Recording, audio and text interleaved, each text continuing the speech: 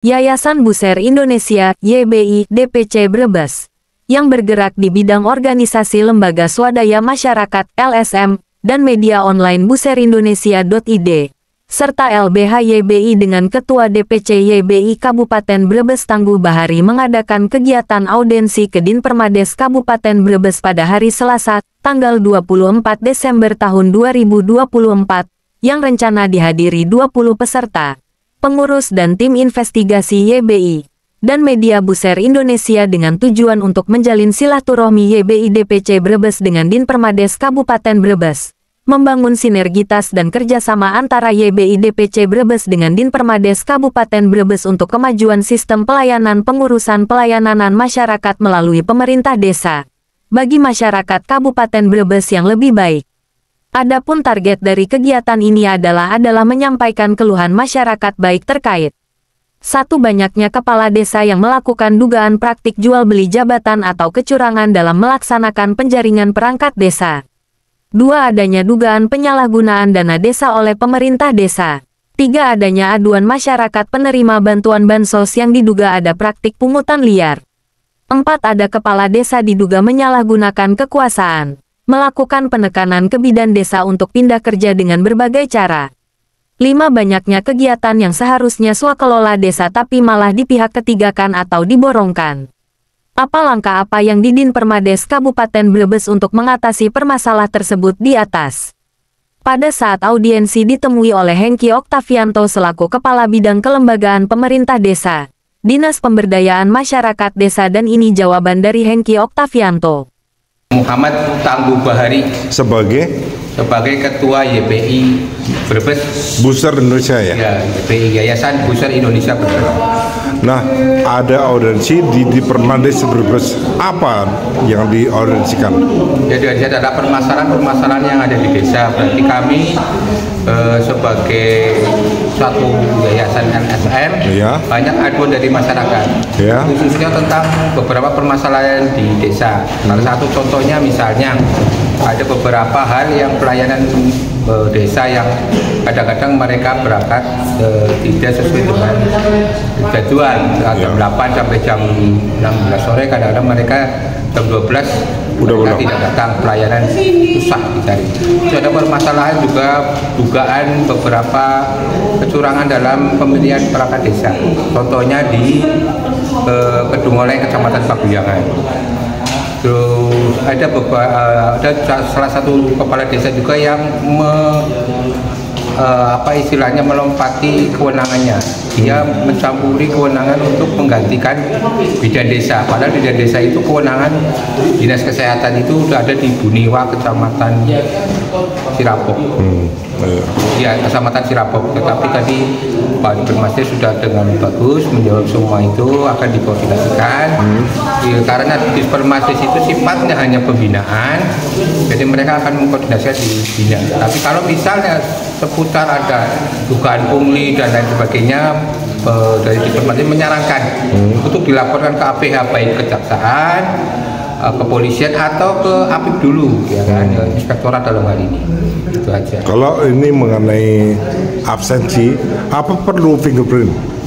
Menurut saya kami dari BI masalah absensi itu mengusulkan supaya ada fingerprint. Jadi dari jam 8 sampai jam 16. Dan kalau diperlukan juga ada semacam CCTV yang terhubung kepada BKD atau Dinpermades atau aparat yang terkait untuk mengawasinya itu. Biar mereka efektif, pelayanan masyarakat meningkat, masyarakat juga merasa senang, seperti itu. Seperti mengenai website ya, website desa perlu. WPP juga perlu, kaitannya dengan untuk supaya sekarang kan zamannya digitalisasi, jadi kan untuk koordinasi supaya cepat, tidak memakan waktu, biaya, dan lain sebagainya. Yang terus pesan kepada pemerintah desa apa? Ya, pemerintah desa sudah saatnya harus terbuka, transparan kepada masyarakat. Apapun yang dilakukan oleh kepala desa adalah merupakan amanat dari rakyat yang telah memilih kepala desa untuk memimpin desa selama periode yang telah ditentukan oleh pemerintah. Oke, itu aja. Terima kasih. Ya.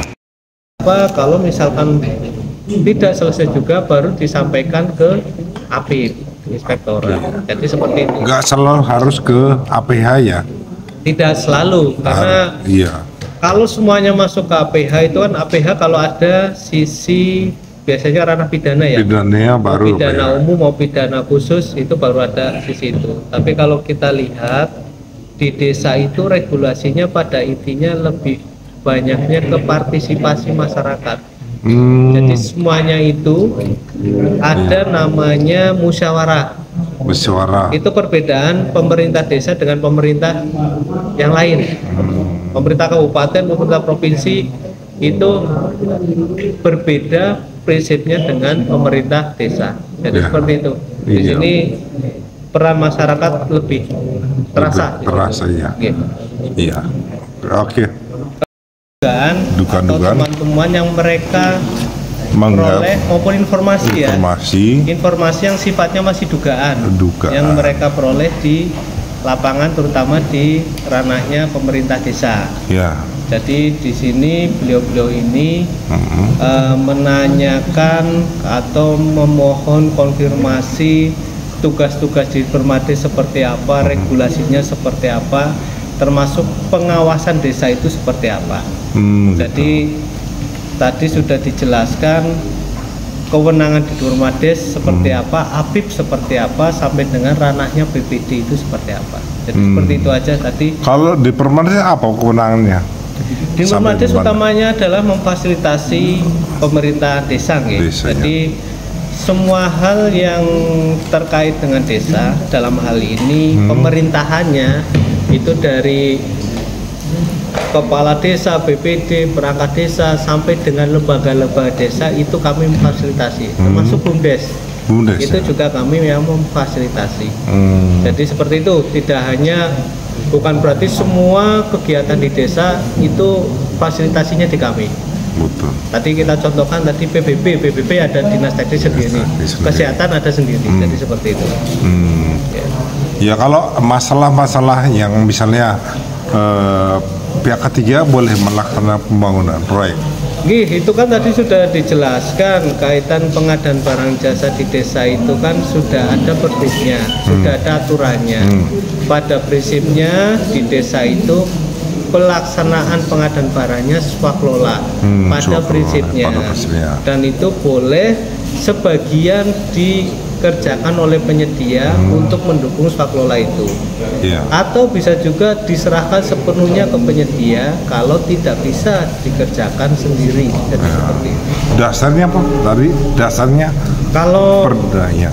Ya, kalau pengadaan barang jasa di desa itu ada Perka LKPP nomor 12. LKPP nomor 12 tahun 2019. 2019. Itu pengadaan barang jasa di desa. Di situ mengatur supaya masing-masing kabupaten membuat peraturan bupati. Kita sudah ada Pergub 7 tahun 2019.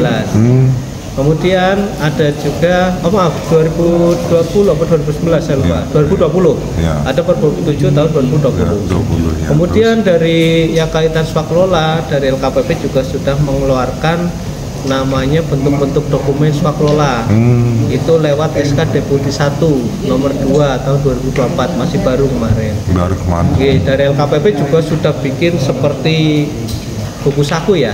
Buku saku itu bukan buku saku, buku pedoman. Buku pedoman pengadaan barang jasa di desa itu udah lengkap di situ. Dari aturannya sampai dengan bentuk-bentuk dokumennya ada semua. Jadi seperti itu. Baik swaklola maupun penyedia. Jadi ketika ada masalah, masyarakat boleh melaporkan kemana? Ke APIP apa ya? Kalau kaitan dengan pengawasan pengelolaan keuangan desa, itu kan sudah diatur di Permendagri 73 tahun 2020. 73 tahun 2020. Itu kaitan dengan pelaporannya itu dari masyarakat desa setempat. Itu kan termasuk di situ kan ada sifat partisipasi nih. Masyarakat saat musyawarah pertama penyusunan rencana itu seperti apa sampai dengan pelaksanaan sampai dengan kegiatan itu selesai, kan masyarakat lebih tahu. Kalau ada hal yang tidak sesuai, masyarakat melaporkan ke BPD sebagai perwakilan dari masyarakat. Kemudian dari tingkat BPD kalau misalkan tidak selesai baru dilanjutkan ke camat.